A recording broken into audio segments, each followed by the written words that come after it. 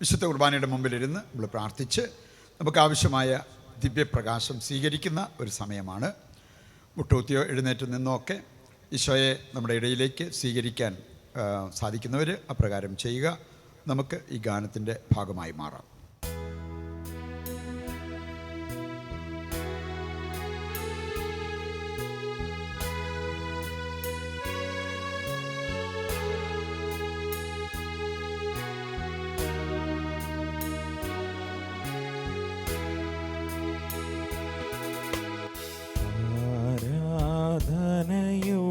സമയമിതാ സ്വർഗീയ വൃന്ദം അണിനിരന്നു തിരുവോസ്തിരൂപനാം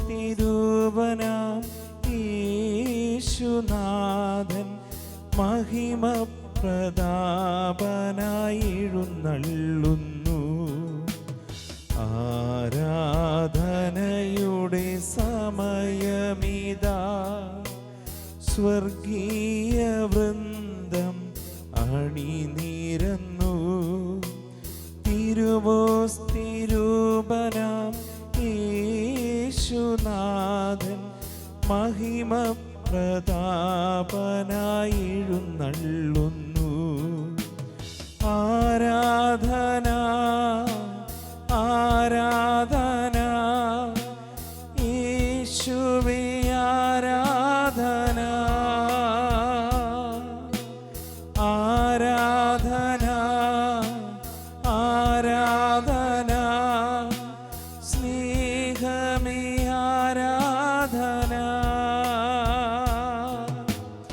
ആരാധന ആരാധന സൗഖ്യമേ ആരാധന ആരാധന ആരാധന യേശുവേ ആരാധന യേശുവേ ആരാധന. പരിശുദ്ധ പരമ ദിവ്യകാരുണ്യത്തിന് എന്നേരവും ആരാധനയും സ്തുതിയും പുകഴ്ചയും ഉണ്ടായിരിക്കട്ടെ. എഴുന്നേറ്റ് നിൽക്കാവുന്നവരാണെങ്കിൽ എഴുന്നേറ്റ് നിൽക്കുക. ഈ ആരാധനയിൽ നമ്മൾ പരിശുദ്ധ അമ്മയെ കൂട്ടുപിടിച്ച് ഒരു വിഷയം ധ്യാനിക്കുകയാണ്. അത് മനസ്സിലാക്കാനും അതിൻ്റേതായ അഭിഷേകം നമ്മുടെ ജീവിതത്തിലേക്ക് വരാനും നമുക്ക് ആഗ്രഹിച്ച് പ്രാർത്ഥിക്കാം. പരിശുദ്ധ കന്യാമറിയത്തിൻ്റെ ജീവിതത്തിലൂടെ കടന്നു പോകുമ്പോൾ ചില സഹന മുഹൂർത്തങ്ങൾ നമുക്ക് കാണാൻ പറ്റും. പറഞ്ഞാൽ പരിശുദ്ധ അമ്മയെക്കുറിച്ച് നമ്മൾ ചിന്തിക്കുമെന്ന് നമുക്കറിയാം. വ്യാകുല മാതാവിനെക്കുറിച്ച് നമ്മൾ ധ്യാനിക്കാറുണ്ട്. കുരിശിൻ ചുവട്ടിൽ നിന്ന് അമ്മയെക്കുറിച്ച് നമ്മൾ പറയാറുണ്ട്. അമ്മയുടെ മടിയിലേക്ക് യേശുവിൻ്റെ ശരീരം വെച്ചപ്പോൾ ആ മാതാവ് അനുഭവിച്ച വേദനകളെക്കുറിച്ച് നമ്മൾ പറയാറുണ്ട്. അപ്പം അങ്ങനെ നോക്കിയാൽ ഒരുപാട് സഹനം ഏറ്റെടുത്ത ഒരു വ്യക്തിയാണ്. ഒരുപാട് സഹന മുഹൂർത്തങ്ങളിലൂടെ കടന്നുപോയൊരു വ്യക്തിയാണ് പരിശുദ്ധ അമ്മ. ഈ അമ്മയെ കൂട്ടുപിടിച്ചാൽ, അമ്മയോട് ചേർന്ന് പ്രാർത്ഥിച്ചു കഴിഞ്ഞാൽ നമുക്കും ഈ കാര്യങ്ങൾ, ഈ വിഷയം അല്പം കൂടി ആഴത്തിൽ പഠിക്കാൻ പറ്റും, മനസ്സിലാക്കാൻ പറ്റും. അതിൻ്റേതായ അനുഗ്രഹങ്ങൾ നമ്മുടെ ജീവിതത്തിലേക്ക് ഏറ്റെടുക്കാൻ പറ്റും. നമുക്കൊരു വചനഭാഗം എടുക്കാം. ലൂക്കായുടെ സുവിശേഷം 2-ാം അധ്യായത്തിൻ്റെ 33 മുതൽ 35 വരെ. ലൂക്ക 2:33 മുതൽ. യേശുവിനെക്കുറിച്ച് പറയപ്പെട്ടതെല്ലാം കേട്ട് അവൻ്റെ പിതാവും മാതാവും അത്ഭുതപ്പെട്ടു. ശിമയോൻ അവരെ അനുഗ്രഹിച്ചുകൊണ്ട് അവൻ്റെ അമ്മയായ മറിയത്തോട് പറഞ്ഞു, ഇവൻ ഇസ്രായേലിൽ പലരുടെയും വീഴ്ചയ്ക്കും ഉയർച്ചയ്ക്കും കാരണമാകും. ഇവൻ വിവാദ വിഷയമായ അടയാളമായിരിക്കും. അങ്ങനെ അനേകരുടെ ഹൃദയവിചാരങ്ങൾ വെളിപ്പെടും. നിന്റെ ഹൃദയത്തിലൂടെ ഒരു വാൾ തുളച്ചു കയറുകയും ചെയ്യും. പരിശുദ്ധ അമ്മയുടെ മുമ്പിലുണ്ടായൊരു പ്രവചനം, നിന്റെ ഹൃദയത്തിലൂടെ ഒരു വാള് തുളച്ചു കയറും. പ്രിയപ്പെട്ടവരെ, വിശുദ്ധ അഗസ്തീനോസ് പറയുന്നൊരു കാര്യമുണ്ട്. ദൈവത്തിന് പാപമില്ലാത്ത ഒരു മകൻ ഈ ഭൂമിയിലുണ്ടായിരുന്നു. അതാണ് യേശു ക്രിസ്തു. പലരും അവനിൽ തെറ്റ് കണ്ടുപിടിക്കാൻ നോക്കി, വിജയിച്ചില്ല. പാപമില്ലാതിരുന്നവൻ നമുക്ക് വേണ്ടി പാപമായി തീർന്നു എന്ന് പൗലോസ്ലീഹ നമ്മളെ ഓർമ്മിപ്പിക്കുന്നുണ്ട്.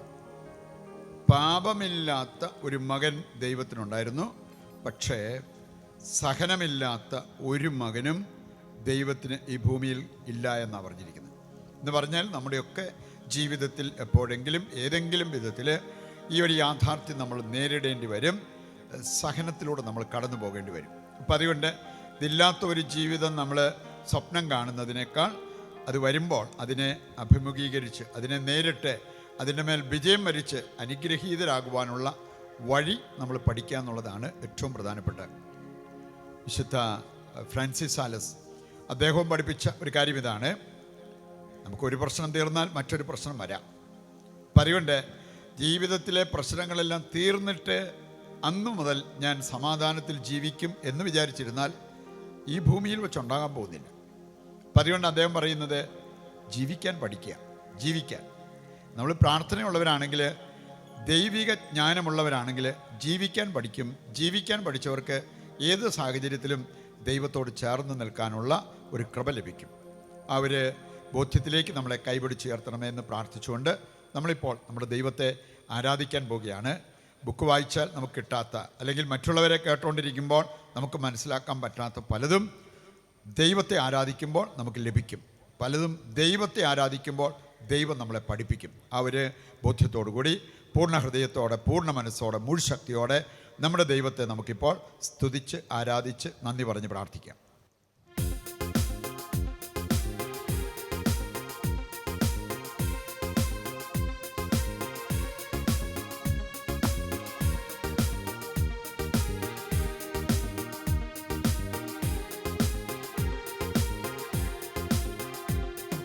ആരാധിക്കുന്നേ, ഞങ്ങൾ ആരാധിക്കുന്നേ, ആത്മനാഥനേശുവിനെ ആരാധിക്കുന്നേ. എല്ലാവരും ചേർന്ന് ആരാധിക്കുന്നേ, ഞങ്ങൾ ആരാധിക്കുന്നേ, ആത്മാവിലും സത്യത്തിലും ആരാധിക്കുന്നേ.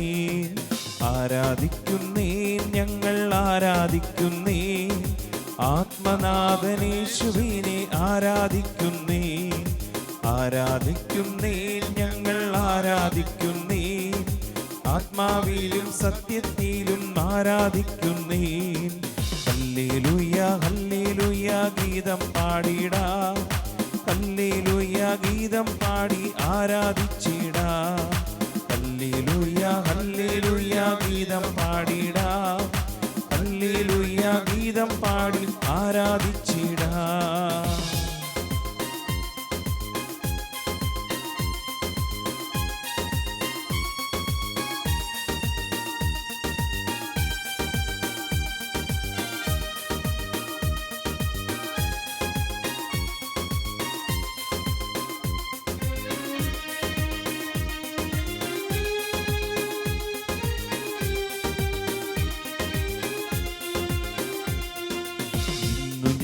വിശ്വാസത്താൽ ആരാധിക്കുന്നു, അന്നു ഞങ്ങൾ മുഖം കണ്ട് ആരാധിച്ചിടും. ഇന്നു ഞങ്ങൾ വിശ്വാസത്താൽ ആരാധിക്കുന്നു, അന്നു ഞങ്ങൾ മുഖം കണ്ട് ആരാധിച്ചിടും. സിറാഫുകൾ ആരാധിക്കും പരിശുദ്ധനെ, സന്തോഷത്താൽ സ്വന്തം മക്കൾ ആരാധിക്കുന്നു. സിറാഫുകൾ ആരാധിക്കും പരിശുദ്ധനെ, സന്തോഷത്താൽ സ്വന്തം മക്കൾ ആരാധിക്കുന്നു. ആരാധിക്കുന്നേ, ഞങ്ങൾ ആരാധിക്കുന്നേ, ആത്മനാഥനേശുവിനെ ആരാധിക്കുന്നേ. എല്ലാവരും ചേർന്ന് ആരാധിക്കുന്നേ, ഞങ്ങൾ ആരാധിക്കുന്നേ, ആത്മാവിലും സത്യത്തിലും ആരാധിക്കുന്നേ.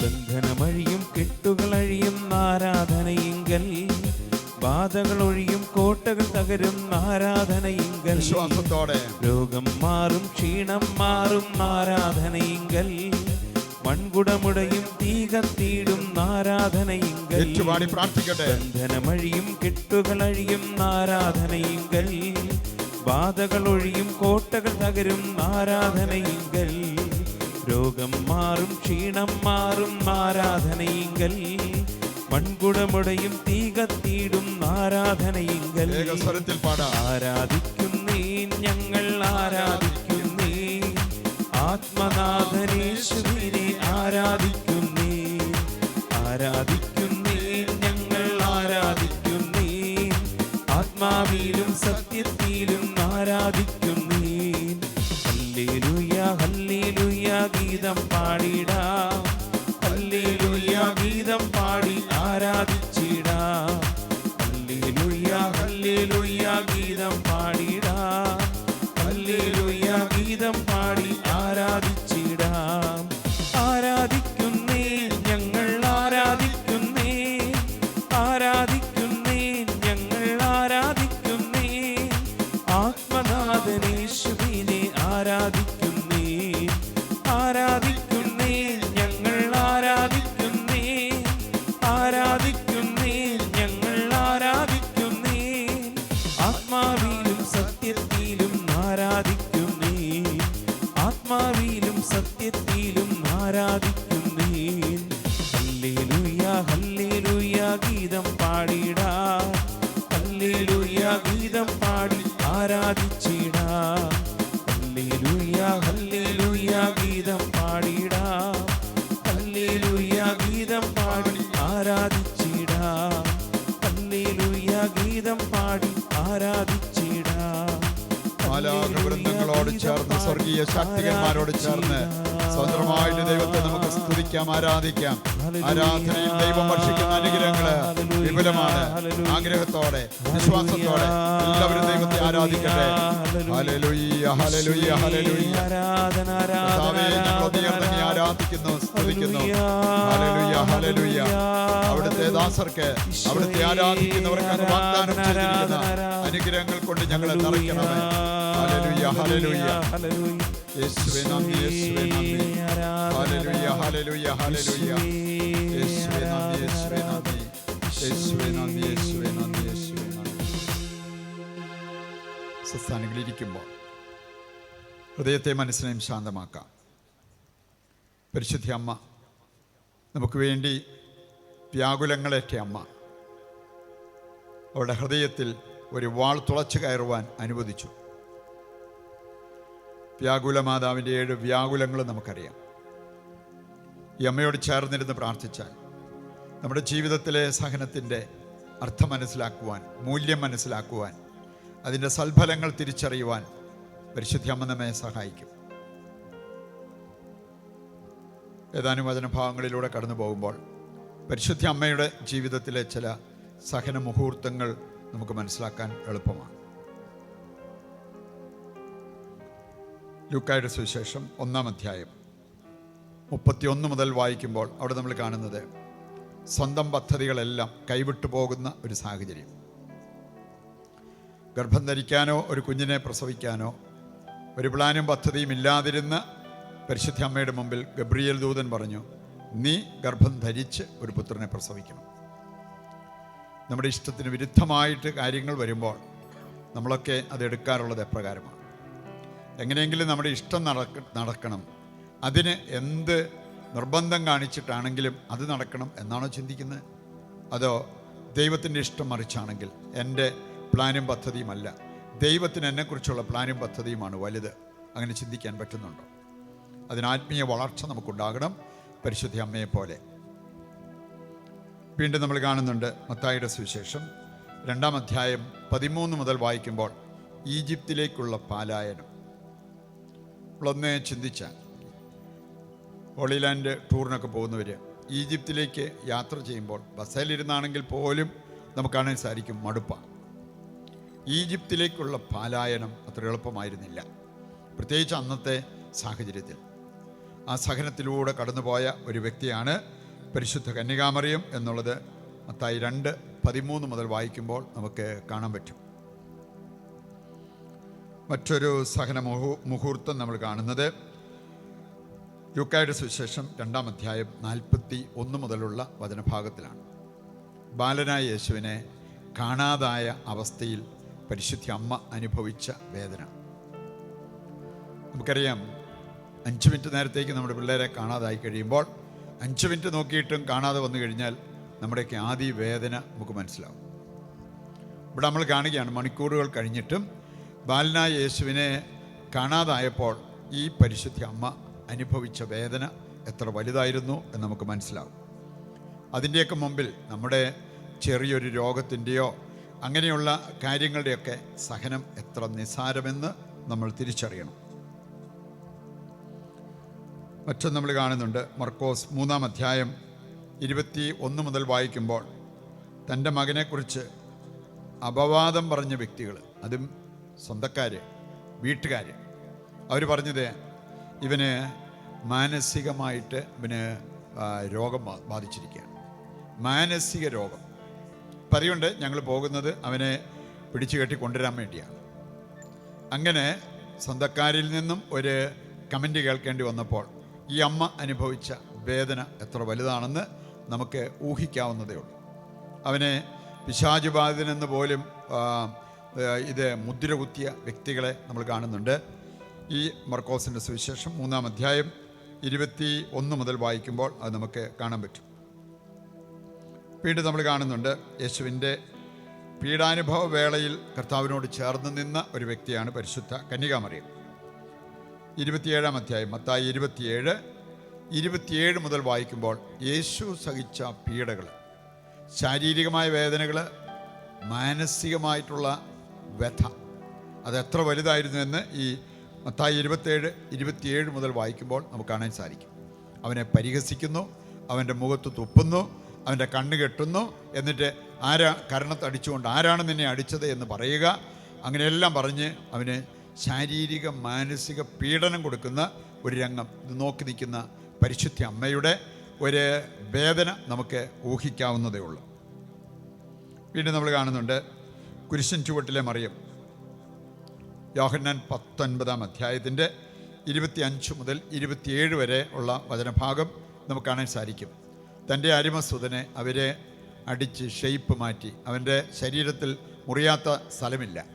അങ്ങനെ ഒരവസ്ഥയിൽ അവനെ കുരിശിൽ കയറ്റി ഇട്ടിരിക്കുന്ന ആ ഒരു രംഗം നോക്കി നിൽക്കുന്ന പരിശുദ്ധ അമ്മയുടെ മനസ്സിൻ്റെ അവസ്ഥകളും അവരനുഭവിച്ച വേദനകളും നമുക്ക് ഊഹിക്കാവുന്നതേ ഉള്ളൂ. അത് പരിശുദ്ധ അമ്മയുടെ വലിയൊരു സഹന മുഹൂർത്തമായിരുന്നു എന്നുള്ളത് നമ്മൾ തിരിച്ചറിയണം.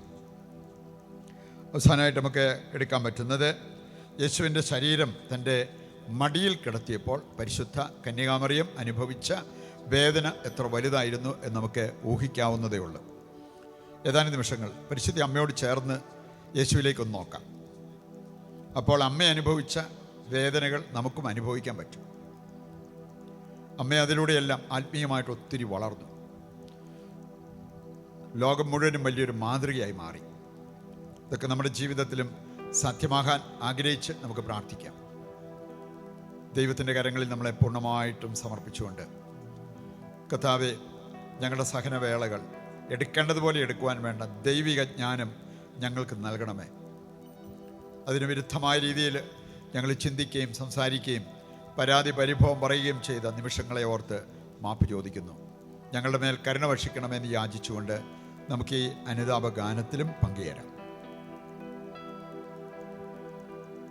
കുരിശിൽ നിന്നു ഞാനീ സ്വരം കേട്ടു, ഇതാണു നിന്റെ അമ്മ, പ്രാണപീഡയാൽ പീഡയുന്ന നാഥനെന്ന് അന്ത്യസമ്മാനമായി എനിക്കു നൽകി. കുരിശിൽ നിന്നു ഞാനീ സ്വരം കേട്ടു, ഇതാണു നിന്റെ അമ്മ, പ്രാണപീഡയാൽ പീഡയുന്ന നാഥനെന്ന് അന്ത്യസമ്മാനമായി എനിക്കു നൽകി. അമ്മേ അമ്മേ അമ്മേ അമ്മേ,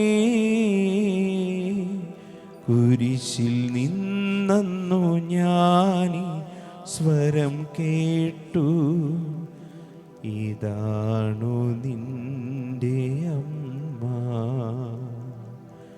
കാനായിൽ വന്നപ്പോൾ എൻ ഹൃദയത്തിൽ ഇന്നു കടന്നു വന്നിടണേ. അവരുടെ വീഞ്ഞ് തീർന്നു പോയി എന്ന് പുത്രനോടൊന്നു നീ ചൊല്ലിടണേ. കാനായിൽ വന്നപ്പോൾ എൻ ഹൃദയത്തിൽ ഇന്നു കടന്നു വന്നിടണേ. അവരുടെ വീഞ്ഞ് തീർന്നു പോയി എന്ന് പുത്രനോടൊന്നു നീ ചൊല്ലിടണേ. അമ്മേ അമ്മേ അമ്മേ അമ്മേ, ഹൃദയം കൊണ്ട് വിളിക്കുക. കുരിശിൽ നിന്നു ഞാനീ സ്വരം കേട്ടു, ഇതാണു നിന്റെ അമ്മ. പ്രാണപീഡയാൽ പിടയുന്ന നാഥനെന്ന് അന്ത്യസമ്മാനമായി എനിക്കു നൽകി. പരിശുദ്ധ അമ്മയോട് ചേർന്ന് നിശബ്ദതയിൽ പ്രാർത്ഥിച്ചുകൊണ്ടിരിക്കുക. ദൈവത്തിൻ്റെ സ്വരം കേൾക്കുവാൻ ആഗ്രഹിച്ച് പ്രാർത്ഥിക്കുക. കർത്താവേ, ഞങ്ങളുടെ സഹനവേളകളെ പരിശുദ്ധ അമ്മ എടുത്തതുപോലെ, അങ്ങ് അഭിമുഖീകരിച്ചതുപോലെ ഞങ്ങളും എടുക്കുവാൻ വേണ്ട ആത്മീയ കരുത്ത്, പരിശുദ്ധാത്മാവിൻ്റെ ശക്തി ലഭിക്കുവാൻ ഇടവരുത്തണമേ. നമുക്ക് പ്രാർത്ഥിക്കാം.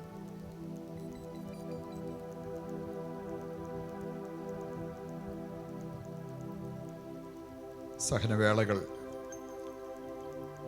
നമ്മെ നാശത്തിലേക്കോ നഷ്ടത്തിലേക്കോ നയിക്കാതെ നേട്ടത്തിലേക്ക് നയിക്കേണ്ടതിന് നമ്മൾ ചെയ്യേണ്ട ചില കാര്യങ്ങൾ ദൈവവചനം നമ്മെ ഓർമ്മിപ്പിക്കുന്നുണ്ട്. ഹൃദയത്തിലേക്ക് ഏറ്റെടുക്കാം. ജെറമിയായുടെ പുസ്തകം 1:17 നമ്മെ ഓർമ്മിപ്പിക്കുന്നത്, സഹനവേളകളിൽ നാം ഭയപ്പെടരുത്, നഷ്ടധൈര്യരാകരുത്, ദൈവത്തിൽ വിശ്വാസമർപ്പിക്കണം. അവരുടെ കൂടെ ദൈവം നിൽക്കും എന്നുള്ളത് കർത്താവിൻ്റെ വാഗ്ദാനമാണ്. റോമാ 8:18 വായിച്ച അതിൻ്റെ സന്ദേശം, സഹനവേളകളിൽ നമ്മൾ നിരാശപ്പെടരുത്. സഹനത്തെ മാത്രം കണ്ടാൽ നിരാശ തോന്നും. വെളിപ്പെടാനിരിക്കുന്ന മഹത്വം കൂടി കാണാൻ പറ്റിയാൽ പ്രത്യാശ നമ്മെ ഭരിക്കും. വെളിപ്പെടാനിരിക്കുന്ന മഹത്വത്തോട് തുലനം ചെയ്യുമ്പോൾ ഇന്നത്തെ കഷ്ടത എത്ര നിസ്സാരമെന്നാണ് വചനം ചോദിക്കുക. 1 പത്രോസ് 4:12 നമ്മൾ കാണുന്നുണ്ട്, സഹനവേളകളിൽ നിങ്ങൾ പരിഭ്രമിക്കരുത്.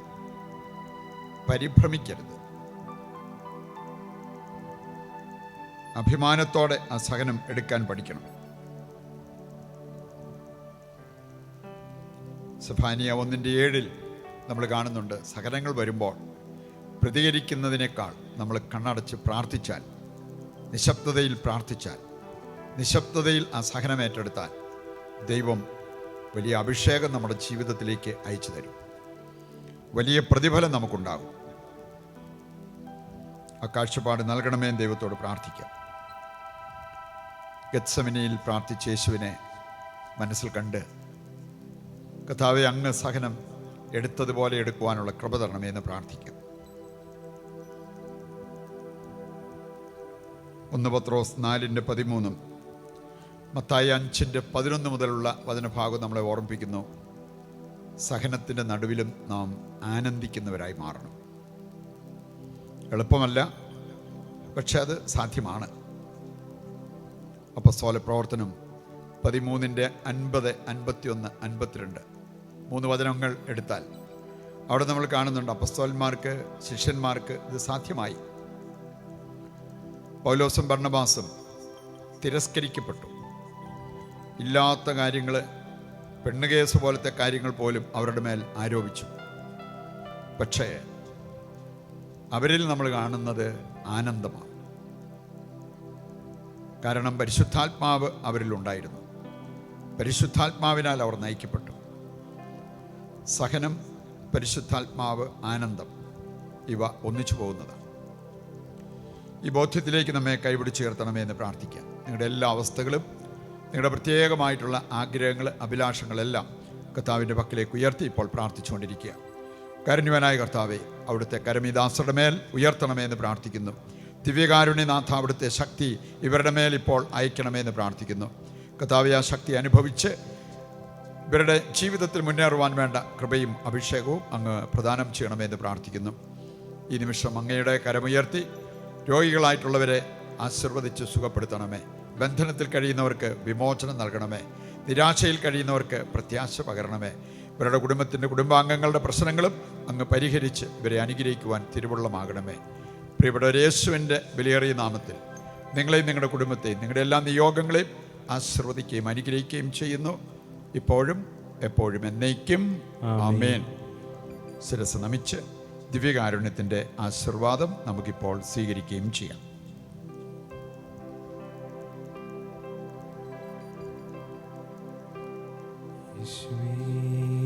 ആരാധന ആരാധന. Hallelujah hallelujah hallelujah. ഈശോയേ ആരാധന ആരാധന ആരാധന. Hallelujah hallelujah.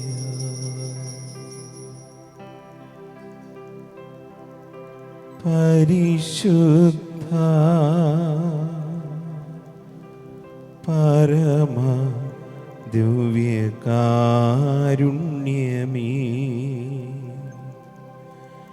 എന്നേരവും